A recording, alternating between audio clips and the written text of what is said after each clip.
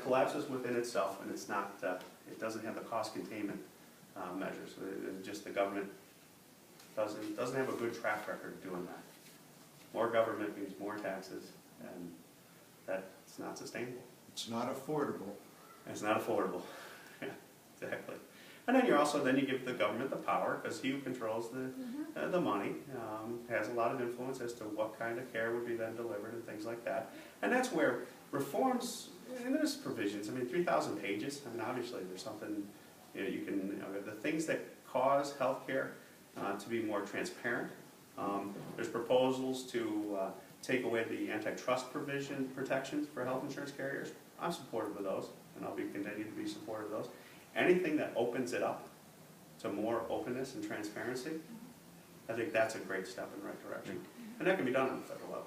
Well, I know there's some common ground. Right. I know Blue Cross and Blue Shield is very much on board with, a health plan to cover all people, because they increase their numbers of insured. And one of the things about it, when you get a bill from Blue Cross and Blue Shield, it says this much was charged, this much was paid. There you go. And you look at it as an individual and you think, oh, my insurance company was able to save this amount of money. But if I didn't have that insurance company, and if I was paying the full amount, what would it be like? And I think that's, and you may be in opposition to this, is there any way to control spending for health care? I mean, you go to a garage and you say, what's it going to cost to have my car done? But you don't go to a doctor and say, what's it going to cost to have my surgery? You don't get an estimate, and that's one of the concerns. No, there's different, and this is when you get into the weeds, and you can have an honest conversation, and it sounds like we can. Emergency care, it's different and that's not all of healthcare. I mean, there is healthcare, there's elective stuff on the other far end. There's emergency care and elective care, right. And then there's some care in the middle that's kind of, well, maybe it's maybe I don't need to go to the ER, but I need to go to my primary care physician. Right. And how do we make it? And it's a utilization type of reform that we're supportive of, so that people have, and Medicaid is probably the best example of it. Medicaid, kind of the philosophy and the numbers prove out that people go to the emergency room for their primary care health care. Right. It's the most ineffective, inefficient use of the system that's just compounding the problem. So is there a way to make it so it's much more, we as patients say, I go to my primary care physician. And there's some ideas out there, HSAs, having people have the ability, end of the year, one of the reforms that we've been supportive of, and it's more based on market forces, is, at the end of the year you lose that money. Why not have the incentive, if you're healthy, if you're doing the right thing, you keep that money. It's your money, that type of thing. Right. Maybe there's something there. Yeah, sir. What are they going to about illegal aliens down in Arizona and so forth? I mean, they're coming in this country working, but they're not paying taxes, are they? And they're getting our health insurance. Yeah, we've been very supportive of a concept. We met with a lady. We were out in Colorado. We were doing being on the Ways and Means Committee. The chairman, as we go into comprehensive tax reform, wants us to go travel around the country, meet with small businesses and large employers. And while we were out in Colorado, the issue of immigration came up, because they're getting a lot of the secondary flow of it as it comes off the Mexican border. And it's a real problem. And one of the solutions I heard out there is called the Red Card program. And what it talks about is decoupling path to citizenship with work opportunity. And if you decouple them, it's a total different concept. And what that means is essentially, I can go to an ATM anywhere in the world and put my ATM in. It knows my name, address, my bank. If I want to take 20 bucks out, it knows whether or not I have $20 in there. Telling me at the U.S. government level, we don't have the technology to give somebody a card to come across, gone through the security clearance, and we can control their passage to and from the United States. Because one of the other things we're seeing in illegal immigrants, immigration problem, is we strand so many immigrants who don't want to stay here. There's a lot of them that want to come here, work, and then go back. But because we have our policies on immigration, they're smuggled in, and they're not going to pay the hundreds, if not thousands of dollars to get smuggled back out. Why don't we make it a work system? And so we've been very supportive of those types of reforms. And I'm a firm believer we strengthen our borders, we control our borders. I am not a numbers guy. There's some people out there who believe this should be done on a quota system. I just think what's made us strong as America is the diversity. My grandpa came right over from Germany. That's how he came here as a cabin boy on a steamship. You know, that diversity made us strong. So if they come here and they come here legally, they're enrolled, they're paying taxes, they're contributing to the society, and that's the American way. And so I have no problem with that. But controlling the border is critical. And why we don't do it at the federal level, If they want to come, go legally. go legally. There's nothing wrong with that. And what we should be doing in Washington as an elected official, we hold the immigration departments very, we ask the questions of them. We've had some meetings actually, bipartisan, little Louise Slaughter, we held a meeting with. We had the immigration officers come in, we got together and had a little forum. Because we also have a very serious issue in our district with the H-2A and H-2B issues that come up, our seasonal workers, for our farmers in particular. And they have a real hard time getting the necessary workers into the farms to take care of the harvest situation. And I'm hearing up here, we got the same thing with the grapes and the other crops that we have, especially Yeah, crops. but years ago, when we were young, now if a kid wants to work, you gotta be, what, 16, you have to have working papers. And years ago, you didn't have this, the kids went out and worked. Oh, and that's one of the regulatory reliefs that we did.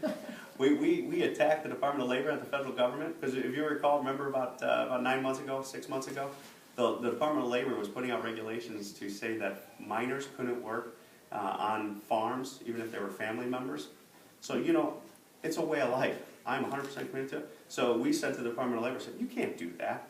And actually, we joined hands and we spotlighted that regulatory effort, and actually we got the Department of Labor to back off, so that the family farms can pass on that tradition to their kids, who then know what farming is all about. And to us, it's a way of life. And that's a bureaucrat in Washington that doesn't understand that. I came from high school.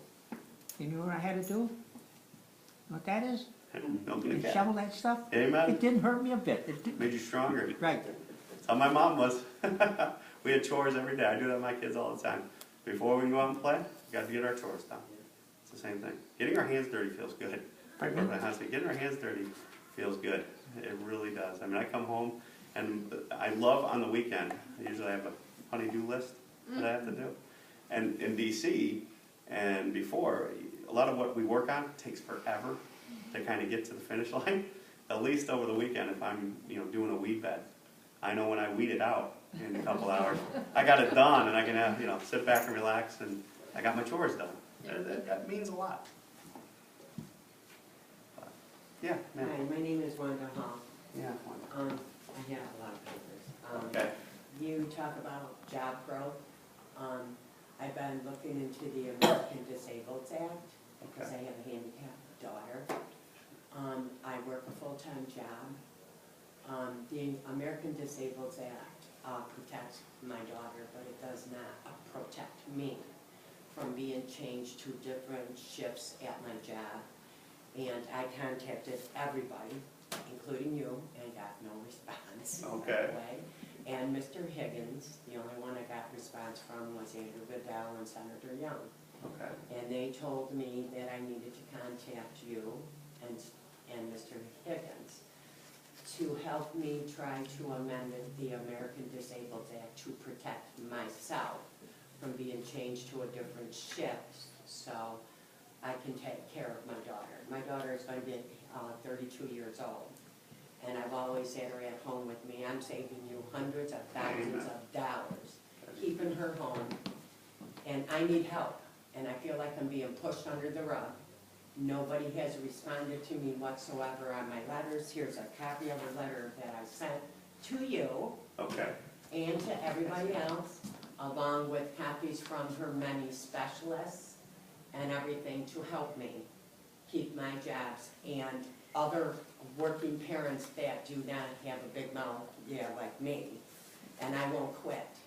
I need help for you to amend the American Disabled Act to help me. Well, I appreciate. To take care of my daughter, so I start taking care of myself at 7 o'clock in the morning and don't end until 9 o'clock at night, through feed tubes through her belly, pureed foods through her mouth to keep her alive. I brought her home in December on hospice at 58 pounds, and she almost died. I made funeral arrangements and everything.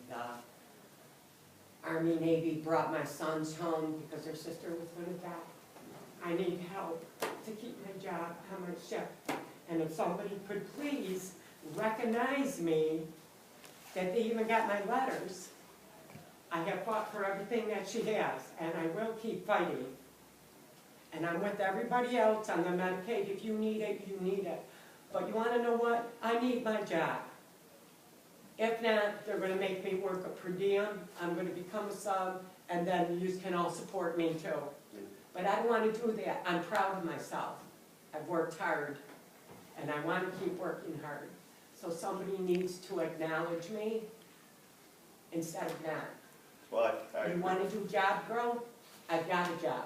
Help me keep my job. well, you are exactly what we're talking about. And I don't mean to cry, I'm sorry. No, it's okay, no, it's a very, you're carrying a I'm huge trying. load. Yeah, you got a huge load, you carry a huge burden, I appreciate what you're doing, because you're trying to do the right, you're trying to keep your job and take care of your daughter. What more, we should be standing with you. And the people, what frustrates me are the people that are abusing the system and just sitting at home when you got people like yourself who are out there trying to do the right thing. I'm not afraid to take her anywhere with me. I take her everywhere with me. I take her grocery shopping. We buy a fare ticket just so that she can ride the merry-go-round maybe once or twice, and that's it. That's all. She has a right to be in this community. Amen. And what I'll do, I mean, I definitely appreciate this letter. And we have Steve in our office from DC who's up with us. You got Tim, you got Joe from our office. And as to why there wasn't a response from our office other than, I see it went to Longworth down in DC. They have security protocols that delay communications with us significantly. So what I'm going to do is I'm going to give you an actual local address to write to us because it doesn't go through the same protocols.